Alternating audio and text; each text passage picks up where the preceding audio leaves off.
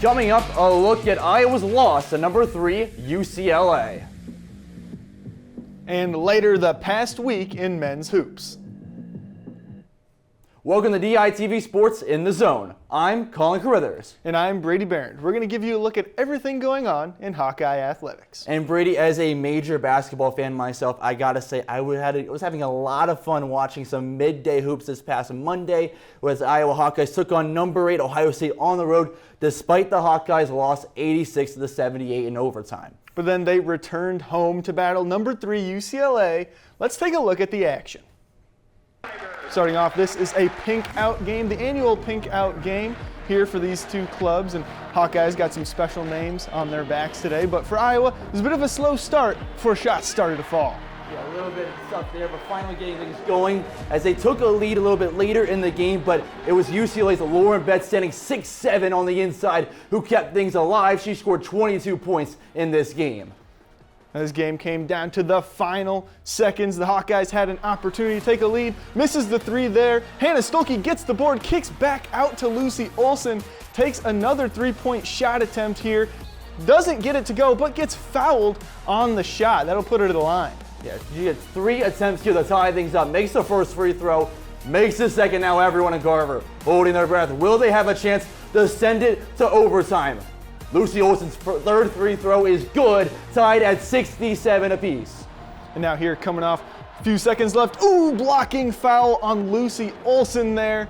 Puts UCLA to the line, but they're going to knock down a couple free throws to steal it in the end, 67-65.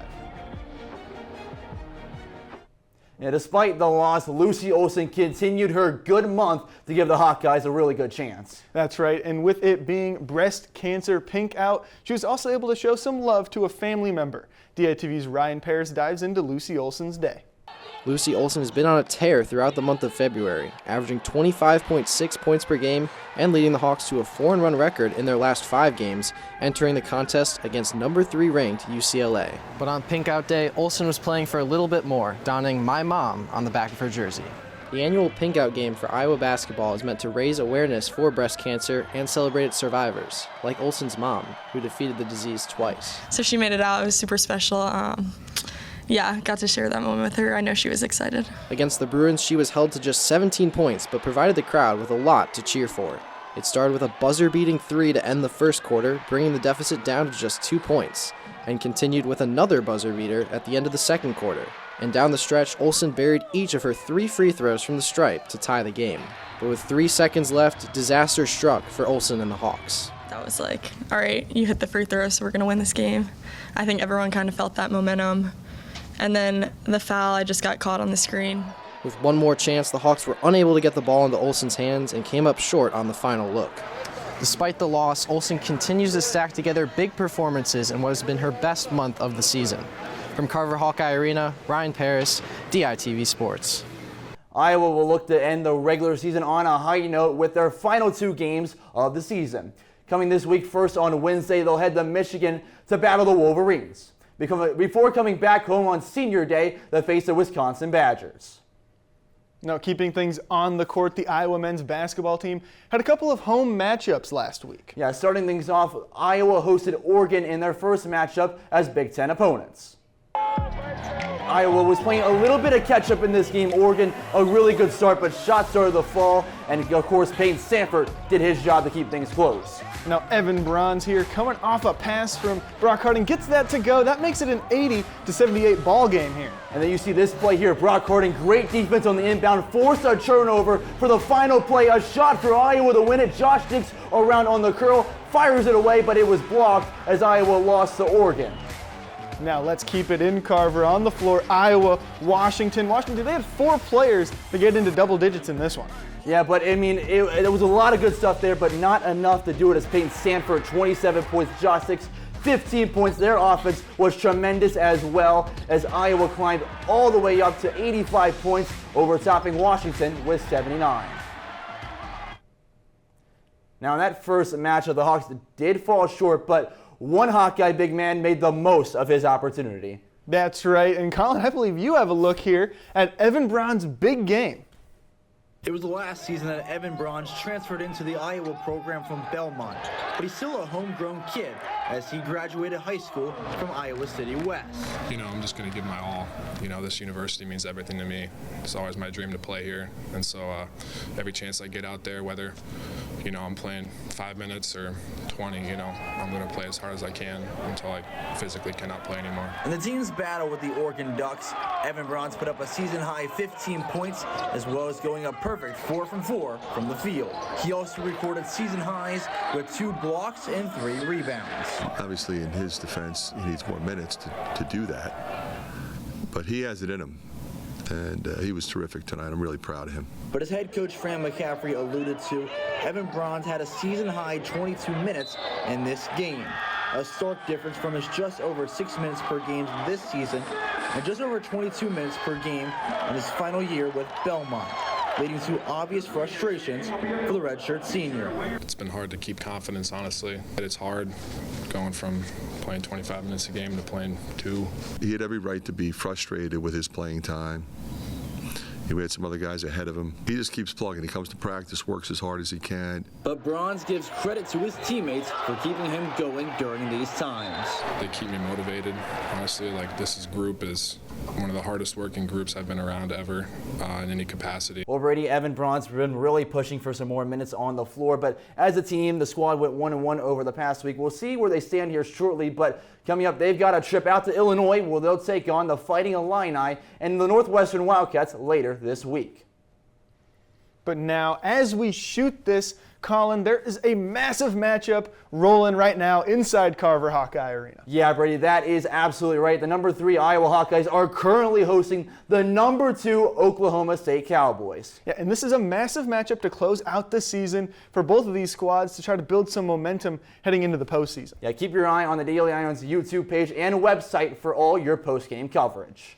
But now let's take a look back at gymnastics. They took a trip out east where they lost to Maryland. A little bit of a struggle there as a team, but some really good individual performances. Starting off the day on the bars was Orly Tran, the Olympic gymnast. Good stick there. She scored a 9.85 on there. But then moving over to the vault, where this team is ranked nationally in this event. Karina Munoz sticking the landing as well. She was phenomenal, a strong performance, a 9.875. Then moving things over the beam, it's Karina Munoz again, as you'll see here, score a 9.875. Another fantastic landing, that is. She also scored a tied season high on the season and was the overall event winner on the beam. Now the Hawkeyes will be in action a week from today when they host a quad meet with Michigan State, Washington, and Penn State. Well, now that we've got a look at some of the teams that are nearing the end of their regular season, let's take a look at where they stand for the postseason. And with all the action, there's bound to be some movement. So let's go to DITV's news director, Johnny Voltman, for a look at where things stand. Yeah, thanks, guys. And the Iowa men's team, just like the boys said, had a huge win over the Washington Huskies, and that really helps them. Remember, the final 3 teams do not make the tournament. And look where Washington is right now. That very realistically could have happened to Iowa. Crazy week for Big Ten hoops. But just taking a look at the picture right now, Iowa 4 games left in the season. They said they have Illinois and Northwestern, but they also have to face off against Michigan State and Nebraska later on in the season. Now, just because a lot of people love the brackets coming up in March, if Iowa has any shot at March Madness, they need to pull off at least 3 of the next 4 games. If they win out, you're talking about the Hawkeyes going from 6-10 to 10-10. Depending on what happens here, they could end up in the 7, 8, or 9 range. Remember, the Hawkeyes were at, I believe, the 9th seed last year when they took on the Ohio State Buckeyes and lost in round 1 of the tournament. Now, that's the optimist look. If we really want to get down and dirty with it, the Iowa team, they could only win 1 more game left in the season, and that is dangerous because, look, USC 6-9. You got Minnesota 6-10, Rutgers 6-10, and the Northwestern, Penn State also still in the mix. So there's a very high real possibility that the Hawkeyes could probably end up somewhere around here, but they could also miss the tournament altogether. Now, if they stay hot, who knows what happens. But as the guys said, the women's team had a tough loss to UCLA earlier today, and that doesn't hurt them too much. They are sitting down here at 11th, but they had tough losses throughout this year as well. They lost in overtime to Nebraska. They lost to Indiana. That 1-point nail biter to Oregon. It's real tough on the Hawks. But they're going to make the tournament. They are sitting at a comfy 8-8, and I mean Northwestern 2-13. Yikes! So I don't think we have to worry about Iowa missing the Big Ten tournament. Now it is truly for positioning. They're in a very tough spot here because they could drop probably around to this 13th seed, which means they would have to play one of these top 3 teams. And we know Iowa has to go and take on the Michigan Wolverines and then close the season out against Wisconsin. And like I said, this is all for positioning. The Hawkeyes can get hot. You could expect them to end up maybe around this 8-9 spot, but that's as high as they go because of those losses to the 3 aforementioned teams. But they can't just go lollygag and lose these final 2 games, because even though they hold the tiebreaker against Minnesota and Washington, it could be realistically possible for the M and the Dub to go across the Hawkeye and put them down here at the 13th, meaning they would have to take on these. And you can see UCLA, USC, some of these teams they have fought really hard on at the top, and they know they can fight. So it's really going to be who they get in the first round of the Big Ten tournament that decides how far they go in the tournament. And even though a lot of Hawkeye people here are saying that this team's going to make March Madness, they really have to show it in the Big Ten tournament, and what they do in these final 2 games and the tournament is going to decide that. I'll send it back over to the guys. Well put there from Johnny. Of course, this is what it kind of all comes down to, all adds up to as a huge basketball fan, as I said earlier. Get some tingles going. I mean, everything comes down to the wire every game and every matchup. Huge, huge implications. Oh, absolutely. I mean, but with some of these teams starting to near the postseason, there's also some other teams that are currently in the thick of it. DITV's Nick Isles has a look at the women's wrestling team's trip to the NCWWC Regional Championships. The Iowa women's wrestling team traveled to Indianola on Saturday to compete in the NCWWC Regionals hosted by Simpson College. 3 wrestling mats set the stage for hours worth of matchups between 10 schools.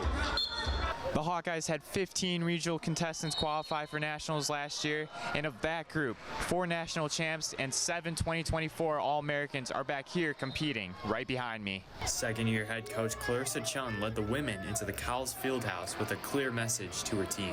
Just wrestle what's in front of them, not to look ahead. Sometimes, we got to remind them to take care of business of the match that's in front of them and not to over-wrestle it. Even with the realignment of teams prior to the tournament, Iowa was 38-0 against all opponents who were not Hawkeyes on Saturday. In what was still a competitive event, members of the program shared lessons learned from their dominant day. It was fun. There's positions I want to work on. There's positions I'm getting to where I'm close to scoring, but I'm not quite there. So for me, that's exciting because I get 2 more weeks to look at that and fine tune it before nationals. It's a statement to how hard we work and the amount of talent and depth that we have on our team. All 15 Hawkeye wrestlers nationally qualified, along with 10 claiming individual titles on the day. They scored 192 points to secure the win in the team competition, feeling confident for the bigger match ahead. I'm very grateful to be a part of this sanctuary here that we continue to build, and I'm excited for nationals. Iowa will hope to make some statement wins at the national championships hosted in Coralville 2 weeks from today. From Simpson College, Nick Isles, DITV Sports. Well, I can't say I'm shocked with such a dominant performance there in the regionals, but looking ahead for the women's wrestling team, they're going to get ready for the NCWWC National Championships in just 2 weeks' time. Now, keeping with the theme of postseason Hawkeye athletics, the Hawkeye swimming and diving team has been in Columbus, Ohio for the Big Ten Championships. Hope Shimming swam the 200 backstroke with the 6th fastest time in Iowa history, clocking in at 1:57.41. And Rachel Dildine swam a time of 49.91 in the 100 freestyle, the 4th fastest time by a Hawkeye. And the 1650 freestyle distance race, Alex O'Brien recorded a personal best and the 9th fastest time in Iowa history, clocking in at 16 minutes and 40 seconds. Finally, Josie Hood recorded a 2 minutes and 2 second .17 on the 200 butterfly to slide in at number 10 in the Iowa record books. Now the Hawks will get a bit of a break before the NCAA Zone Diving Championships in a couple of weeks and the NCAA Championships later in March. Now switching things up to the track and field team, the Hawkeyes competed in the Iowa Open last Friday. And there were some big performances there. First was sophomore Daniela Wamopego set a program record and meet record in triple jump with a jump of 13.51 meters. Yeah, right there. Here's the jump. Boom, boom. Setting the record there. But now switching things up for the men, Austin Presley, he set a personal best in the 60-meter race with a time of 6.62. Iowa secured 4th top place finishes overall. The Hawkeyes will hope to keep that momentum rolling into the Big Ten Championships coming up next weekend in Indianapolis. And the Hawkeye tennis team also got in on the action. Yeah, they had a matchup with a Big 12 opponent, Kansas State. This one resulting in another tough loss on the road as things came down to the final match, but it slipped away as the Wildcats won 4-3. Iowa tennis now falls to 5-3 with their record on the season. Next up now, they've got a matchup with Wichita State tomorrow morning in Kansas. But now I think it's time, folks. It has to be. It's now the In the Zone top 5 plays of the week. First, with women's basketball earlier today, a rebound there from Lucy Olsen looking downfield. A perfect spot there as Taylor McCabe. The Euro step finds it off the glass for 2 points. Switching things up now, we got Carter Kingsbury splashing a 3. These would be his only points of the game, but he's doing a little bit of something there that his old man used to do in Carver Hawkeye Arena, knocking one down. You know, Brady, I think we should keep things with men's basketball a little bit earlier in the week. However, Peyton Stanford from the top of the key dribbles over the left side. You see the step back there and the wherewithal. They get the shot off and find the back of the net. Now here we got play number 2. Mulvey slamming it home with a big time jam. Let's see that again. Boom. Big time jam, 9 points for Mulvey in that one.